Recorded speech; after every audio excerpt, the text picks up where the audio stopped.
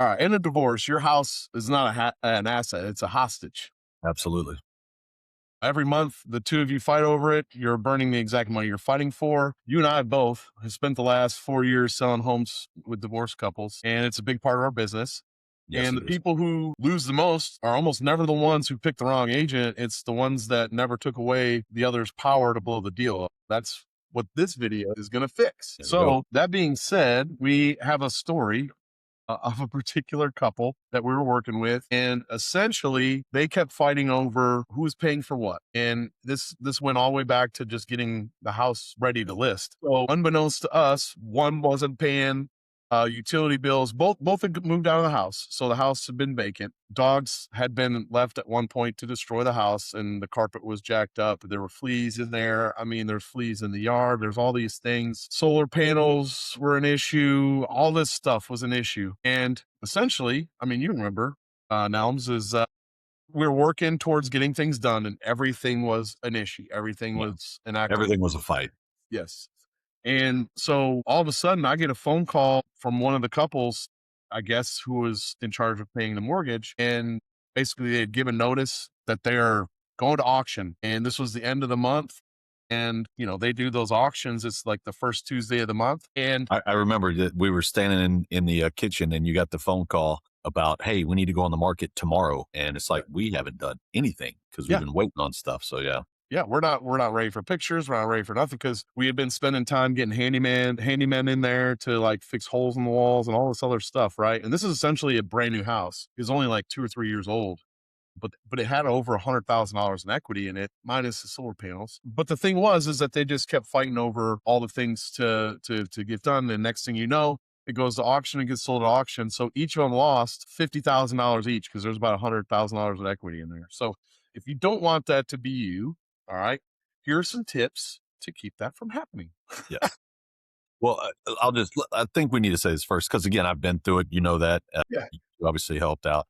Yeah. I think where people need to start is the mindset, right? Like what is your goal? Obviously you're getting divorced, right? So you have a choice. Do you want to continue to fight, or B, do you want to do what's best for your family? Even though you're getting divorced, it's still a family, right? And so I think if you can have that attitude of I'm going to do what's best for the family, for the kids, whatever, then typically, it's going to be a pretty smooth process for the most part. But as we know, like you're saying about the really talk about it in particular, is it's not always that case. It, like you said, it becomes a hostage and it becomes a real issue and a fight, and it's a tough situation for everybody. Yeah. And it just delays you moving forward. Right. Essentially, that's what it is. So in a normal sale, everybody wants the same thing, right? Top dollar. All right. So that's great. In a divorce, not so much the case. Sure, it's good to get top dollar. That's always going to be the goal. I know as an agent, I want to sell it for the most because I make a commission on the percentage of the sale of the house. Same, right? Like that's what we want. We all want that.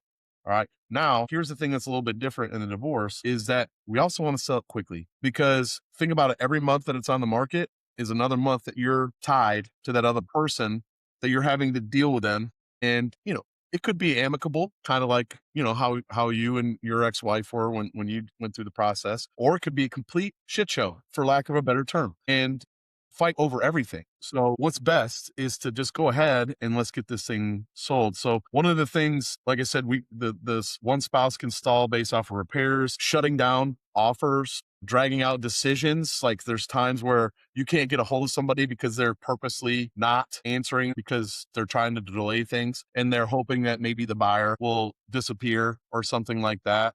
And then you've got another agent that's hounding you like, hey, have you got an answer? Have you got an answer? You've got an answer. I'm like, no, I've been calling and texting this person this whole time trying to get an answer and they're stalling. So the problem is that when the house is a bargaining chip, the clock starts and every moment that passes, you're losing money. So here's some statistics for you. For most couples, it's the biggest asset that you own.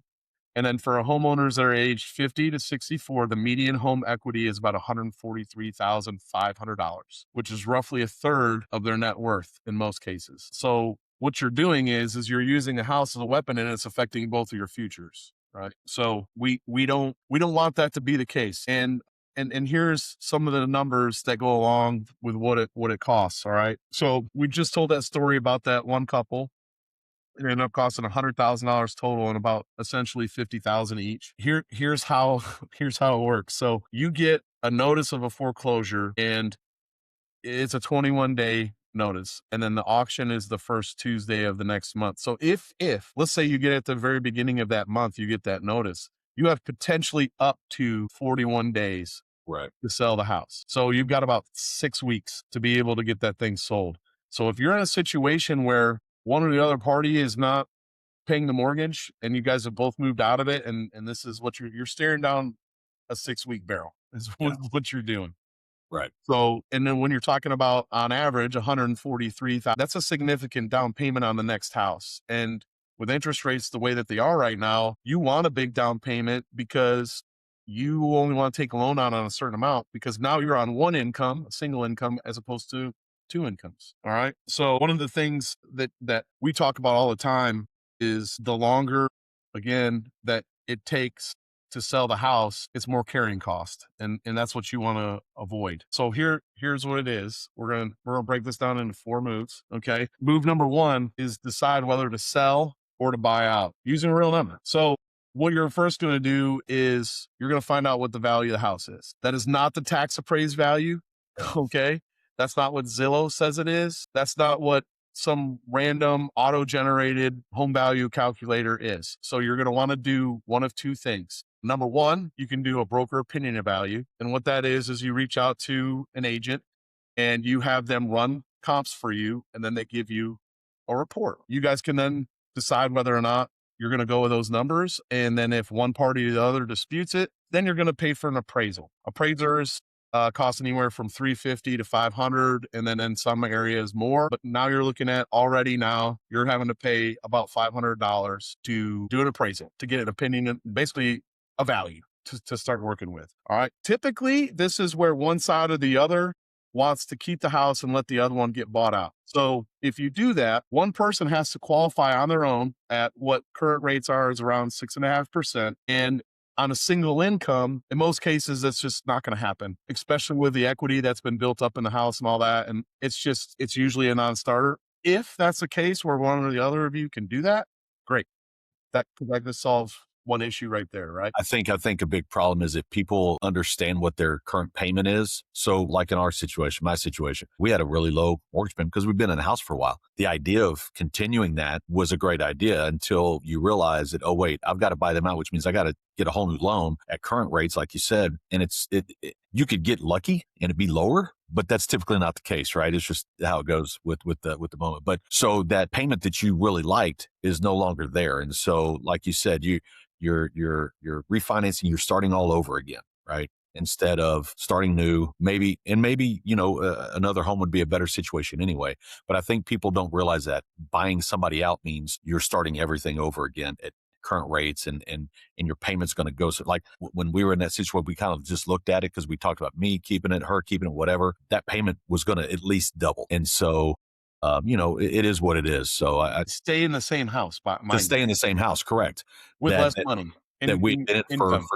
for 20 years. So you're cutting, let's just say all things being equal, you're cutting the income in half, but you're paying double the mortgage. So it's really not a good situation for anybody. So, it's definitely, in my opinion, typically for most normal folks, it's the best situation is to just sell, split the proceeds, and use that to move on to the next stage of your life. So Yeah.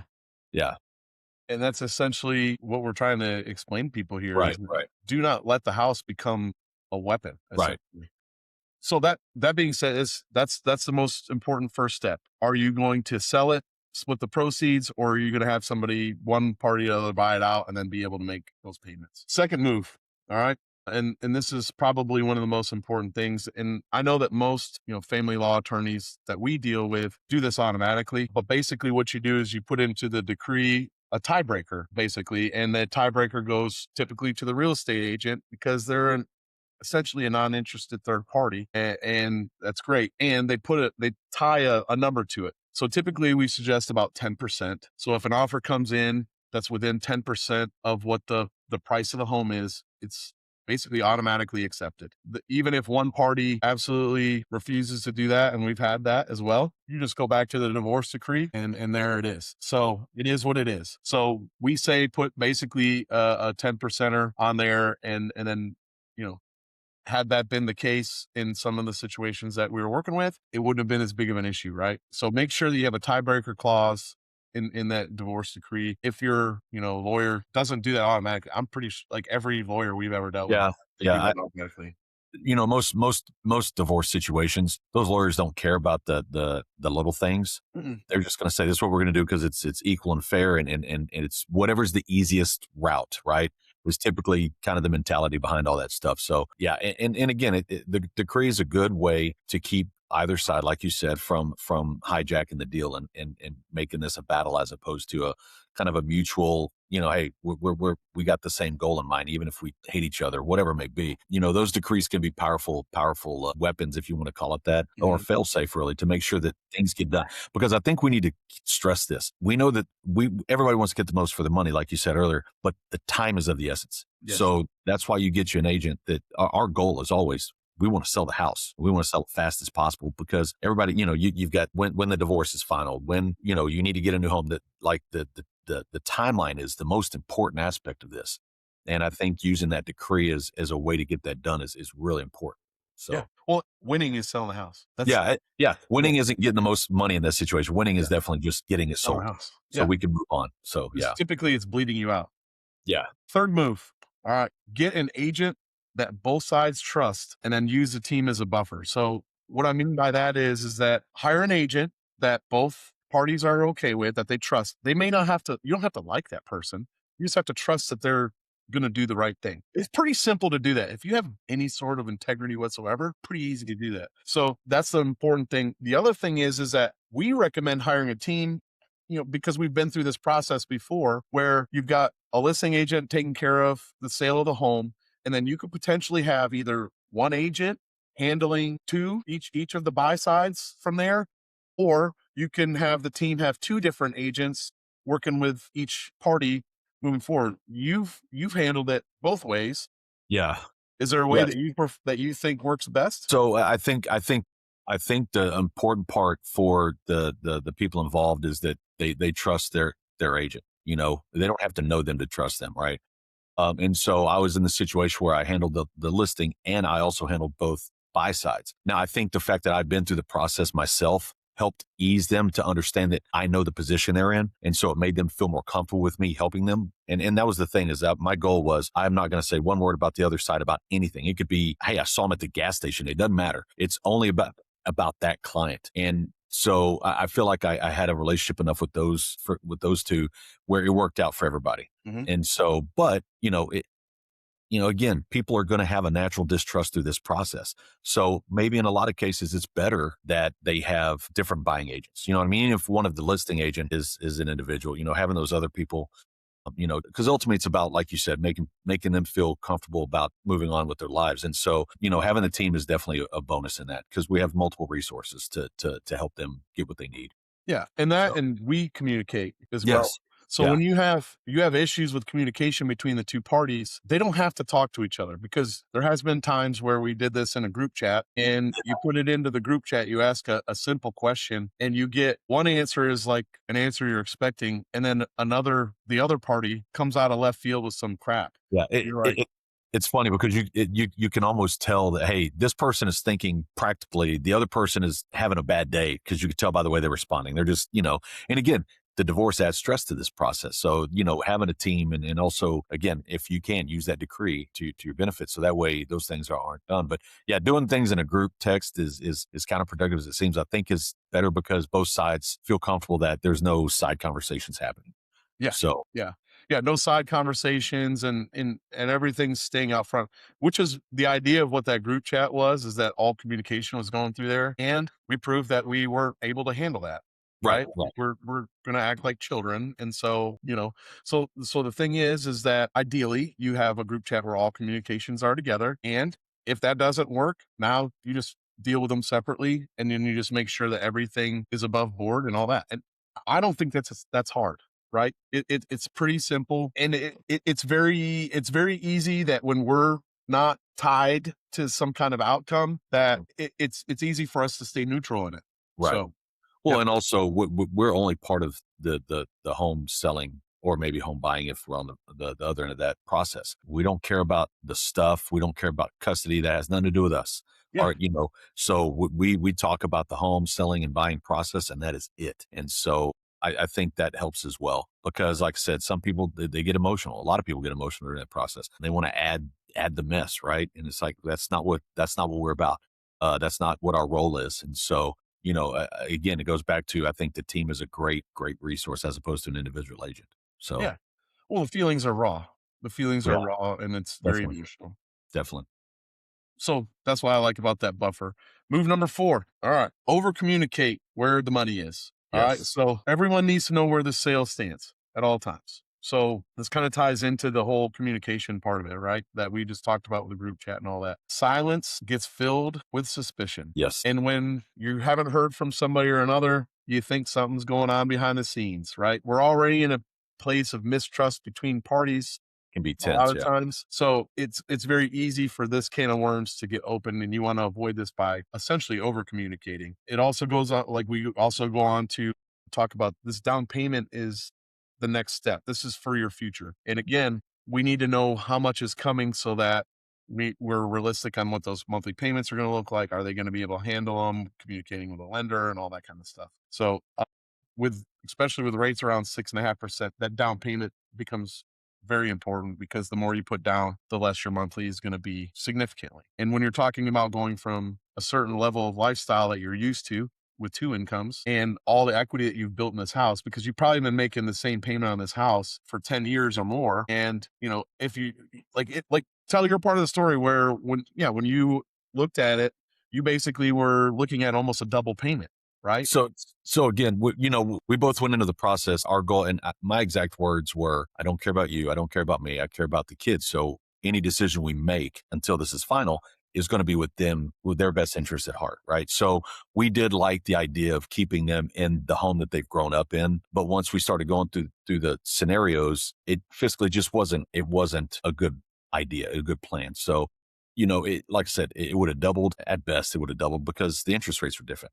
I think we had like a 4% interest rate at the time, and I think when we got divorced, I don't know, they might have been around there, maybe a little bit higher. But the point was is that again, you refinancing now. Now there's a higher amount to the loan, and so things change. And again, we had a lot of equity in the house, and so that's the other problem is that maybe if you don't have the equity in the house, it's not as big a deal, but it's a huge deal when you need to move on with your life. And having that cash in hand was important. And we finally, after talking, we came to an agreement that this was what was best for really everybody involved. You know what I mean? So again, I go back to we were lucky because our focus, we weren't, there wasn't a lot of animosity when it came to those things. We just, we kind of accepted things for what they were. And like, look, we need to do what's best for everybody and move on. Obviously, that's not always the case because people are constantly, usually if you're getting divorced, there's a lot of mistrust. So people are thinking that the other side's trying to, get one up on you or, Hmm. try to do something, and so, really, this is the one situation where that really can't happen Yeah. because everything has to be on the up and up because there's so many parties involved, right? I mean, like if you think about everything, not just the couple getting divorced, you got the real estate agents, you got the title company, you got the lenders for the buy side, you've got lawyers, you've got all these people. So it's really hard to really get something over on the other side. Yeah. And so, Because it's all in the open. There's yeah, nothing to hide, it's all in right? the open, and that's the other thing is full disclosure by all parties involved. If you ever have one group trying to hide stuff, that becomes a problem. That becomes a real problem. And so, but again, we're talking in utopia here, and maybe I lived in a utopia where it was pretty smooth. I Yeah. mean, I think from when we filed, from when the divorce was final, it was just a couple months. So, the process was fast, and we were lucky that you were our agent at the time, and so I don't even. I think that they bought the house sight unseen, if I remember correctly. Yeah. I think so. Yeah. Yeah, so it worked out. Well, it worked out. I know there was some issues with some things because our buyer was pushing things back, and it kind of put everybody. It got tense. Yeah. But it all worked out. So Yeah. There are a lot of other moving parts in that too. there was a lot of other moving parts. Yeah, It's yeah, it's good. It's good that things were good mostly between you two. You guys were pretty amicable about it. yeah, yeah, But yeah, yeah, there was a lot of other parts in that we're not gonna get into because yeah, yeah. It's neither here nor there. So, yep. Yep. but So, and not in a and doesn't normally come up in a normal situation. right, right. So this is the other thing. We know that there's people out there thinking, screw you guys. I want top dollar. I'm not giving my house away. I totally get it. And here's the problem. Just like any transaction regarding real estate, the longer you stay on the market, the more days on market are going to hurt Right. the price. So the longer you sit, you're not going to make any more money. Yeah. So if you're going to haggle and be a pain in the butt about what the house is selling for, you're talking about a couple $1,000s here or there. And in the grand scheme of things, it's just so much better to move on. Well, and So, also you're, when you're in that situation, you don't have a lot of leverage mhm, because now you have to worry about, okay, maybe if you're not getting divorced, maybe you're willing to wait a little bit. Most people getting divorced are not, they don't have that luxury. And if the market's not great, you've really just kind of got to get what you can. mhm. And, because like you said, days on market is the biggest enemy in this process. They're the big bad wolf. And so beggars can't be choosers sometimes. I know that's a terrible thing to say in that situation, but it is what it is. And you got to make the best of it. And having that attitude of, I'm going to get top dollar, I'm not going to give your house away. Well, it's not really your house anymore. Yeah. You're battling over it in a sense. And so adding an extra hurdle, which is I want to get top dollar, isn't helpful for anybody. And so, ultimately you don't always have that kind of, most people don't have the luxury to say that because buyers are going to buy it for what they think the value is, not what you think the value is. So Exactly. And again, that goes with every transaction. The good news is that with that 10% clause, whatever of the list price, that helps. That makes it easier too. So that's how you go. So if you look at that, you look at the carrying costs and then the potential of if you guys keep screwing around and someone decides that they're not going to be paying for the mortgage anymore and you're facing foreclosure, then that's a bigger problem because again, it's a ticking time bomb, right?